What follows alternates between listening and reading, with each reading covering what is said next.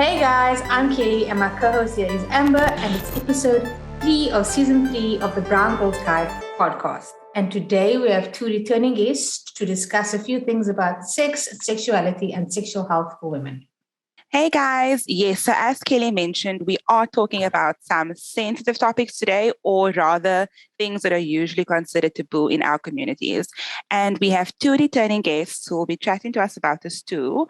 But before we get into that, let's just do a general check-in. Kelly, how are you? How's everything? Are you drinking anything through this conversation? Because I know you feel a little bit shaky about it. I'm not actually drinking anything alcoholic. I have a cup of soup in front of me and a bottle of water. Because, a colored girl in Cape Town on a rainy day, as you got to have soup. Fair. You have to have soup. But otherwise, I'm good, thank you. I'm just trying to keep 4 or 5 balls in the air at the same time. So it's a little bit stressful, but we move. And yeah, so it's that. And how about you, Amber? How are things with you? Are you having anything to drink tonight? I'm good. I'm happy to say that I'm jabbed and joyful. Got my first shot yesterday. So I have a sore arm, but I've never been happier to have a sore arm. And I am actually having alcohol, but I'm having just one glass because I know you're not supposed to really overdo it after you get vaxxed. And I'm having a glass of Constantia Saddle Rosé, I think it is. It was a gift because, it was up to me. I would have had Pinotage, obviously. I know, false way. Also Pinotage, my fave. But yeah, I'm having a glass of rosé, which is weird because it's really cold. So, but it's eating the spot right now. But let's check in with our guests, shall we? Yes, let's do. A warm welcome back to Aneeqa Abrams and Nicole Lodewyks. Welcome back, guys, and thank you for joining us.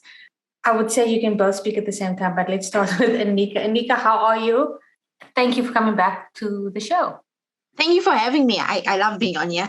I am good, actually. I also got my jab.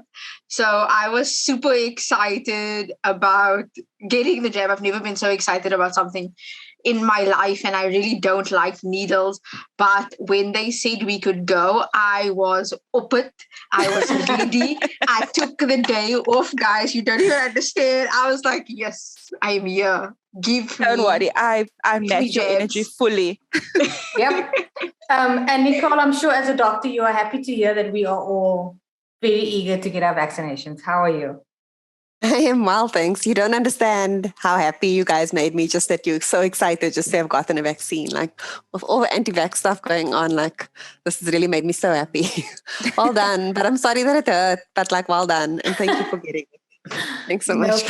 No probs. Listen, we are just super excited to do our bit. I can't wait for just to be fully vaccinated, because by summer I want to enjoy my birthday this year, because my birthday was in the second wave last year. So I'm really hoping I can do a little something. But thank you so much for coming back, guys. We really appreciate having you. So Aneeqa, actually, you suggested this topic to me in a way in our WhatsApp chats. And you messaged to say that you are keen on us talking about women of color and sexuality, or just being sexual as a woman in general. Can you tell us why you think this is such an important discussion to have? So I was actually having a conversation with a individual that I can't give any details because everything is confidential. So I'm just going to use very pseudo information. This individual and I were having this conversation, and this particular topic came up, and we were talking about the positionality of colored women and women of color in relation to sexuality and sex, and how the world positions women, because we were very excited about Cardi B and Lizzo's song that came out. Then we got to talking about WAP and how that was such a revolutionary song in the form of empowerment that it brought on. Not that it was the first of its genre. Right. Obviously, we have Little Kim doing what she does and still doing what she does, and Missy Elliott, right? And then we spoke about how upset people got about the fact that WAP was put out the way it was put out, and the visuals that came with it. And that's kind of how this topic came about. And I thought, what an interesting conversation it would be to have out there. And I thought this platform would be so great to have it on.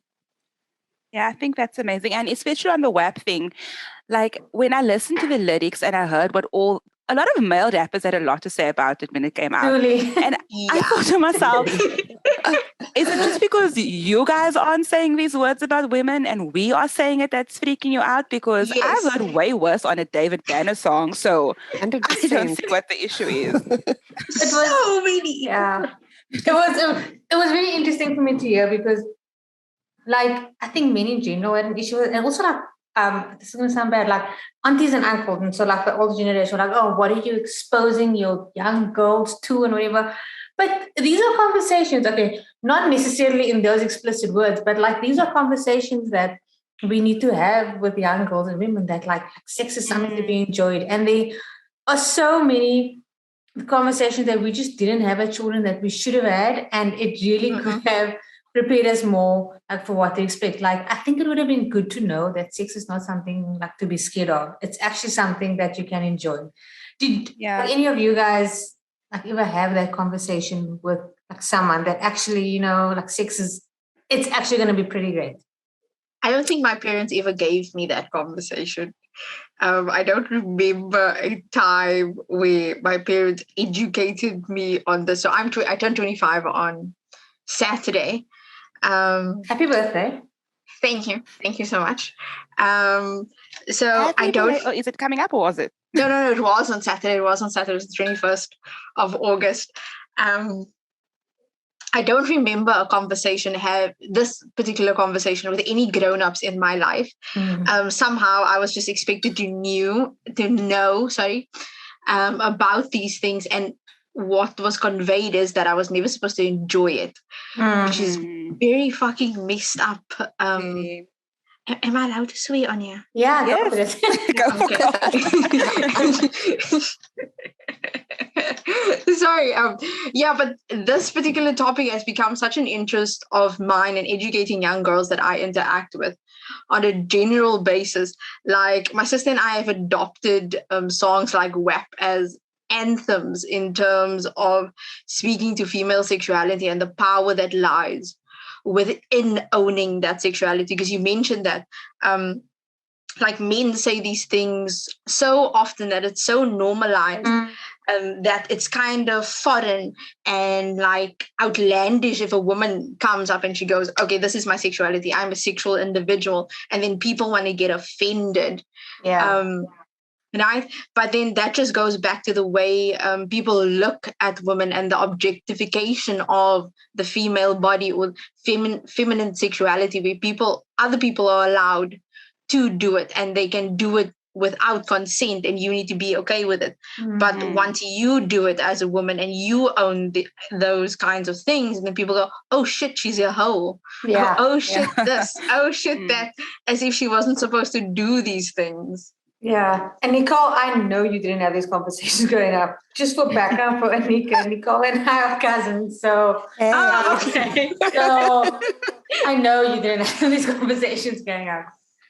I didn't, but I must say, like, you get the whiff of it when you're walking past the adult rooms kind of things and adult conversations. It was much more common for men to make even like crass remarks or just jokes or like innuendos kind of thing. And when the women did it, it was very sort of like subtle and hush and like don't say that. Or I just didn't hear it coming as much from the women as I did from the men at like, I don't know, some braai or some like random place.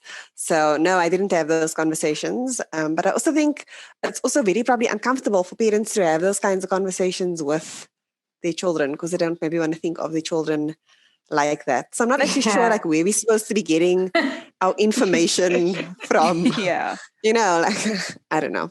Absolutely. And something that I really don't like is, you know, how girls and women are just completely slut-shamed for simply just being sexual beings or just being curious about these kind of things. And, you know, just me growing up, I remember I was taught about sex, but I was taught about it in like a like a very scientific kind of way, like Life this is what orientation. happens.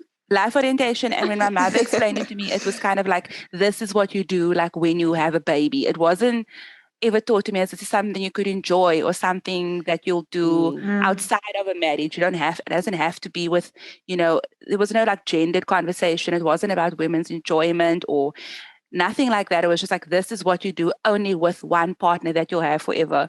And then life orientation obviously is like, don't have sex, you will die. So I just said those two streams of information. And shame bless my mother. She obviously, when she grew up, she didn't get the most, comprehensive, sex talks either. So I think she did well for, what she knew. But if we talk about enjoying sex as girls, it's obviously frowned upon. And, if we talk about sex in general, just going back to the whole WAP discussion, society says we like are sluts and we are made to feel like speaking openly about sex is something we shouldn't do. So Nicole, my question for you is, as someone who works in the medical field, do you find with many women that they are ashamed or maybe even shy to chat about sex and sexual health with their doctors?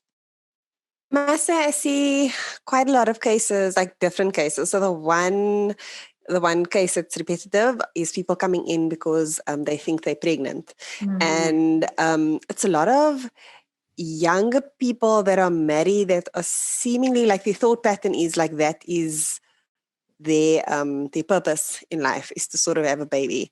So I feel like they don't really talk to me about like the sexual side of it, but that's the purpose of them having sex is like to have a baby, and they seem very disappointed if they aren't pregnant and that kind of thing. The other thing that I have experienced is a lot of patients coming in and they sort of don't know simple things. So they'll come in and they'll be like, no, sex hurts. And then you're like, okay, so have you tried lube? And it's sort of like, no, it's like an epiphany moment. They're like, no, like, what's that kind of thing? So I don't actually even know if they know one that it's supposed to be lubricated in order for them to sort of enjoy sex. So it's nice that they come because it's like it's painful and that it shouldn't be like that. Like they should seek care.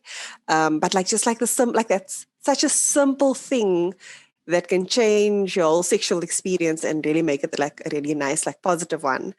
And then the one time that I had a very good experience was an older lady, like someone I would generally call Auntie so-and-so. She came in and she was talking about a hobby and things like that. And I just decided, you know what, I'm just going to talk to this lady like she's my bra. And I was like... so I was like, yes, ma'am, but, do you do A, B, and C? And do you like self-stimulate? And does he self-stimulate? And all these questions. And she was a very like religious lady. And she blushed for a bit. And then she became quite frank with me as well. And then afterwards, she just shyly like spoke to me and she's like, but doctor, can I please see you the next time that I come to the clinic? Like in that moment, it just felt like it meant so much that I just got so down to earth with her about things that happen in the bedroom, because I don't think she can speak to any of her friends, definitely not her mother, definitely not her daughters, and like she probably doesn't know to look on the internet and so forth. For all daughters anyway, can please mothers not discuss this with us? Exactly. So for me, like the population that I serve, they don't come a lot with questions about like how to enjoy sex and things like that. It's more maybe an infection or they're pregnant or something that's wrong in that area kind of a thing. Are there any, are there like health talks, like sexual health talks that we should, or just like, I suppose like sexual health talks that we should be having with, I want to say young girls, but like, I don't know how young it should be, but like with young girls, just in like preparation for what's to come? Yeah, I think 100% and definitely. I think there's definitely a scope.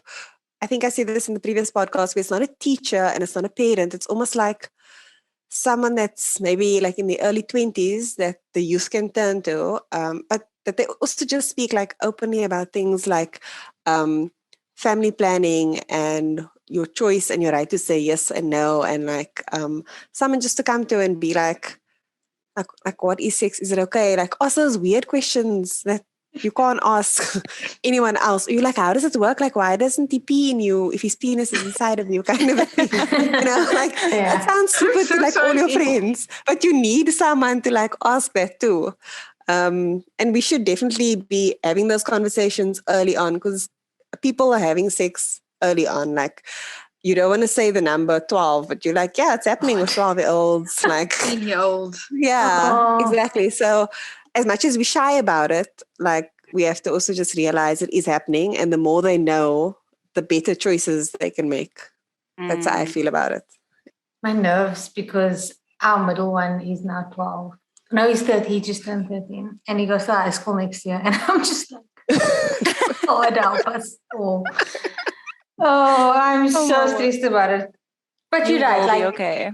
like there is like that intermediate sort of like person that people need, like a big brother, big sister program where it's like someone that you can go to just to ask these awkward questions to.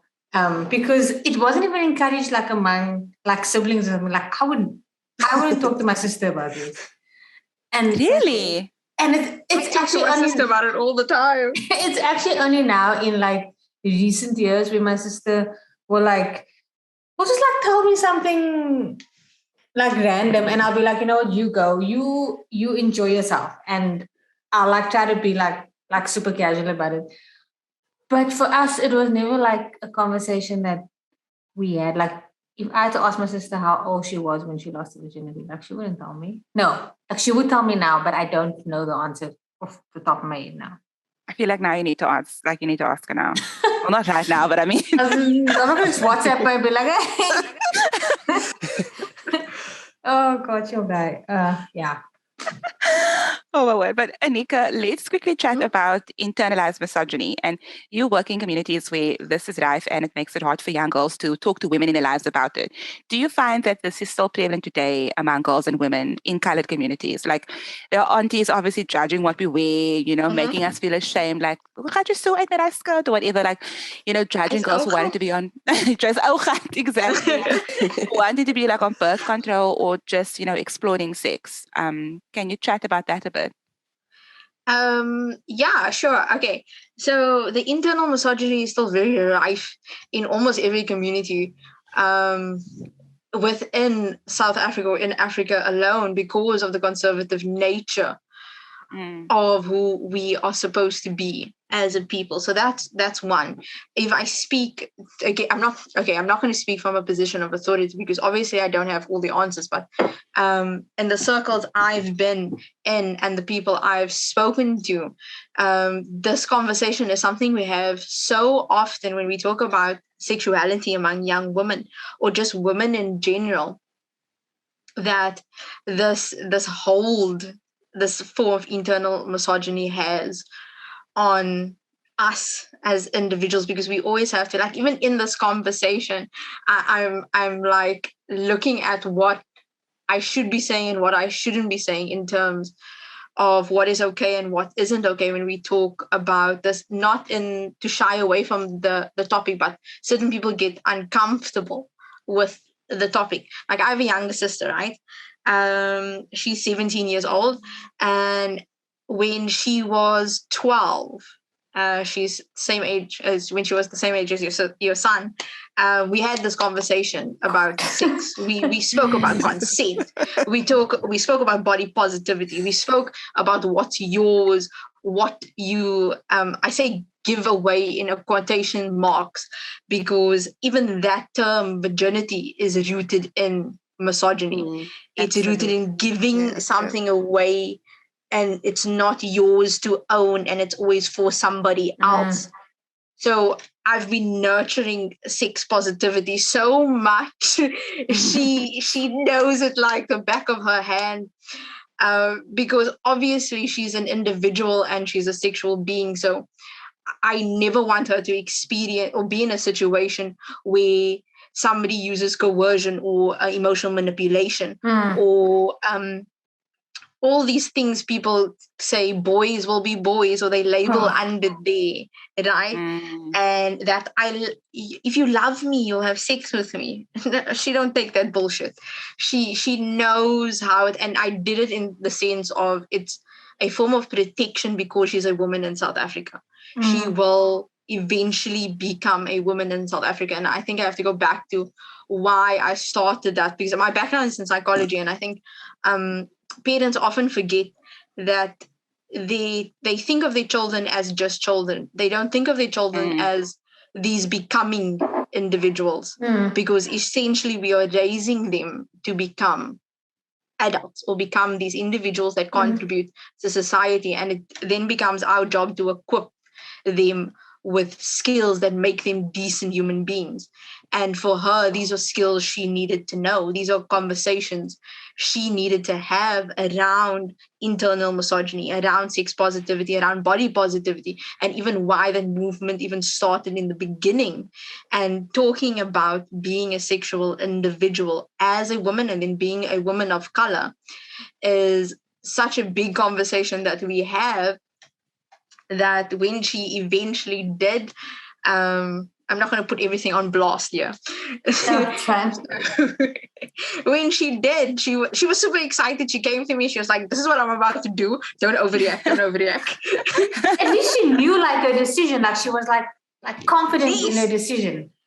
She was very confident. She was like, "I am emotionally and physically and spiritually ready to do this and with this person." She went into saying that she doesn't, she's not naive enough to believe that this will last forever, but this is where she is in the moment. This is what she would like to do. And she's doing it not with somebody telling her, "Oh, if you love me, you'll do it." It's her choice. And then we had to have the conversation around pro-choice and pro-life, for example, and around birth control, around going to a gynecologist. I remember when I was her age, I never knew what a gynecologist was. Until I needed to go see a gynecologist. And then I was like, "Oh, fuck, what do we do here? What happened?" Yeah, I was terrified of going to a gynecologist. Yeah, I was sitting there like, what conversations am I going to tell me I'm pregnant? Please, Jesus Christ, no. And even with it, we had to have the conversation around pregnancy and what that does to your body, and just what's the word? The profound act of getting pregnant, right? And what it takes, and what it takes your body through, and how you have to adjust to all of these things. Because she didn't know that, I didn't know that, so I had to go do research, because these were the questions she was asking, and I didn't have any answers to it, because nobody taught me what like giving birth was. Everyone expected me to know what giving birth was. Yeah, no one to want to do it. Yeah, like no one ever has that conversation with you. No one has the conversation. They just expect you to know, like, it's inherent. And a side note, I don't plan on having kids. Same. I mean, I have like 3 stepkids, and that is enough for us. I don't plan on birthing biological children. No, if I ever plan on having kids, I think I'll adopt, because I can't go through. I found out you lose your teeth through my research. I was like, no, thank you. The amount of trauma you put your body through to bring another person into this world is far too much. Exactly. So we had to have a conversation around that. And with that conversation, we had to get through the shame and this guilt of wanting to enjoy sex and being sexual. And it stemmed from the way people perceive it and the way people teach yourself. They socialize young girls into being sexual human beings, and they say, "Yeah, you can have sex, but it's not for you. You're not supposed to be enjoying it. It's for somebody else, right? You're made so you can have kids," as if that's the only thing your vagina can do. Yeah, that is, I mean, these are such good points. I just going back to like the pregnancy thing and everything you put like your body through. It's so nice to see how women are like speaking up about this more and more these days, like how like tough it was for them, how they suffered from the postpartum depression, how even after they've given birth, like everything that their bodies are going through. And to see more women actually like speak up about that has really cemented the fact that I don't want to birth my own children. It's just, and I think the more that people are armed with this information, the better the decisions can be. Yeah. And just being open to talking about things, really. Yeah. Because like just back to the gynecologist visit, like I went for my first gynecologist visit when I was, I think, 13 or 14. And I went with my mother because I had really bad period pains. And it obviously wasn't like, I didn't have a pap smear done when I was 13, but, he just did like a general check. And then he suggested my mother nearly passed away in the office. He was like, I think you should go on the pill to help with, your cramps. And she was like, absolutely not. There's no way. And I didn't see a gynae again after that until I was an adult and I was actually sexually active. And then when I went to visit my gynae for the first time, I know it may sound silly, but I had no idea what was going to happen. I never had a pap smear. I didn't know what he was going to do.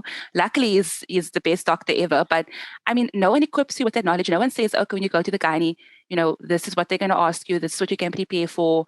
These are the kind of things they're going to use or tests they're going to run. And I just think the more we talk about it, the more we make girls comfortable about talking about these things, the better it will be. I must say, I had a bit of an opposite experience. My mom, she didn't talk to me about like sex and the enjoyment of sex and things like that, but she'd constantly like tell me about like the gynae and what is expected and those kinds of things. And then when I was a teenager, she's actually like, no, come with me to my appointment. And I was like, oh, okay, cool. And then she's like, look, he's going to do a pap smear and this is what they do. And she like explained the whole process. So she's like, did I want to come in and sort of almost like stand on her, like with her by her head while the whole thing is happening kind of a thing, which maybe sounds odd. But she was like, then you can also see so that when you need one, then you know like what's happening. So then like that was actually quite nice. And it felt like I was getting a bit of knowledge about like what's expected as a female. And she actually had, she says that she had cervical cancer when she was like younger kind of a thing. And that's the reason that she had so many like follow-ups for the gynae. So that also made it that she knew the importance of saying like you need a pap smear within such and such a time of being sexually active and things like that. So I'm just going to start suggesting that the boys go with me. I'll be like, do you want to go? No. You should. you should. If people you want to learn about this? Knowledge works. Sorry, I had a conversation with my cousin. So he's in varsity, second year right now. We had a talk about positive sex as a young man. My aunt calls me up and she goes, so your cousin, I found out that he's sexually active. And I go, oh, okay, good morning to you too. What does this have to do with me? And she goes, no, I know you into those stuff. So my family doesn't have a word to describe the work I do. So they say that stuff. And it just goes back to the way everything is socialized. But anyway, right? And I go, okay, cool. But now what do you want from me? And then she goes, no, I just want you to have a conversation with your cousin around being safe and being protected and positive sex. And she uses the phrase positive sex. And I go, but now why must I have this conversation? Because you're into that stuff. Yeah, Not that I'm into that stuff. But it's your kid, right? Yeah. Oh. And we have this conversation, go out to lunch, and I tell him, so your mom calls me. And this is what she said. And he goes, oh, fuck. And I go, yeah.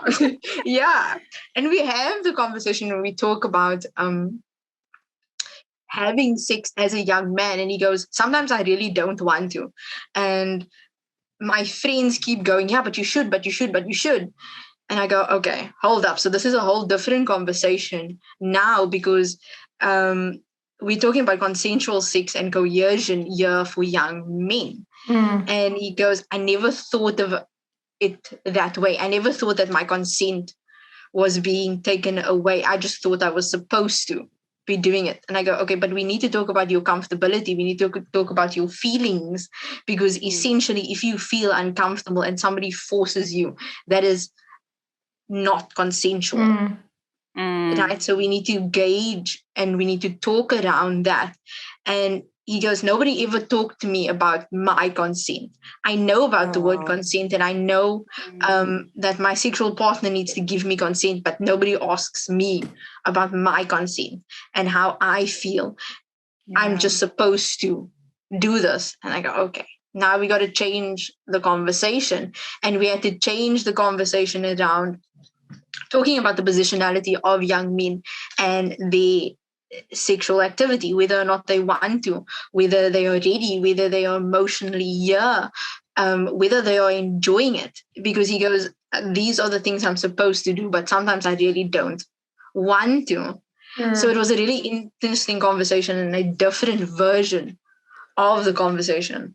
Yeah, I'm just looking for an opportunity, and I know that the right opportunity is just never going to present itself. But I'm looking for an opportunity to have this conversation with the boys. And so we have 3 boys. The one is 20 already, so I just have these conversations with them whenever I have him alone, to be honest.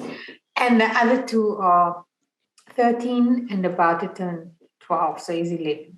And I just know that obviously this is the age where they're becoming curious, and they also need to know the facts and the stuff. And I want them to feel like if they want to go to anyone and they don't know who to go to, that they can come to me. So I'm just waiting. But I think it's important for them to learn that they also have to give consent, and that it's not just their partner or someone else who has to give consent. I admit it was a weird conversation, even though I have these conversations so often in my groups and in my spaces, and my family is, or my younger cousins, or my cousins, some of them are younger than me, are involved in this space because of the environment we're trying to foster as a new generation and the conversations we're trying to foster among our younger cousins.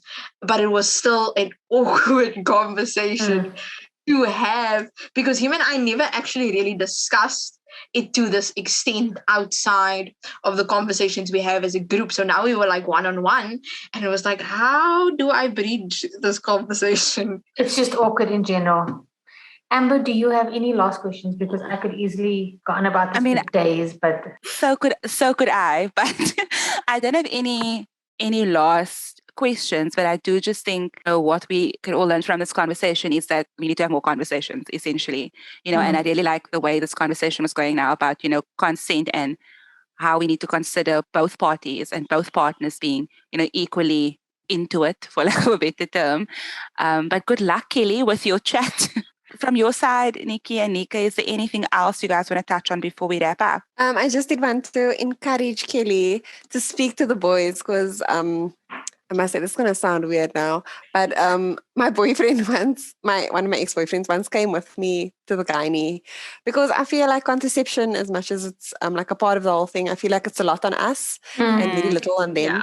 And he was actually interested enough to come with, and the gynae was actually so nice to him. Like, she sat him down, she asked him, like, do you know what the uterus looks like? Like, what's happening? Do you understand? And she could explain everything to him. And it was a bit of an eye-opener for him. And I think it made the whole gynae experience, while I was going to her for like him and I and contraception and things like that, it made it so much nicer, and it made him appreciate the contraception and everything like a lot more. So I think it's so nice for the boys to know about things, Kelly, so that they can also support their partners like in future. I make them all awkward all the time. And another thing that I do often, and this is also something that I suppose we should also, like, not necessarily like our daily conversations, but in conversations where it comes up, is that, like, I name the parts for what they are. Like, if they want to talk about their balls, I'll be like, no, to testicles. You can say to testicles. So Absolutely. I'm trying, guys. So thank you for the encouragement. Well, Nicole and Aneeqa, thank you both so much for joining us for this very insightful and very informative chat today. And I'm sure everyone who's listening will find this very helpful. And hopefully it makes everyone, think twice about their attitude, towards girls and young women and also young men in this regard. So thank you so much. Thank you so much for having us again. Yeah. Thank you. Yeah, thank you guys for joining us. And to our listeners, if you found this podcast interesting and useful, please do share it with your friends and family and just have these conversations. We are trying to create a community of brown people that openly discusses these topics, these difficult topics, that no one else is talking about, or that it's just really difficult to talk about. And we'd love if you could help us do just that. Yes, please, guys. And you can also share our social media posts and pages, accounts, etc. You can find us on Instagram and Facebook at Brown Girls Guide Pod and on Twitter at BGG Pod. And if you want to get in touch, but more formally, you can always email us on info@browngirlsguide.co.za. Yeah. And on that note, we shall say goodbye until next week. Bye.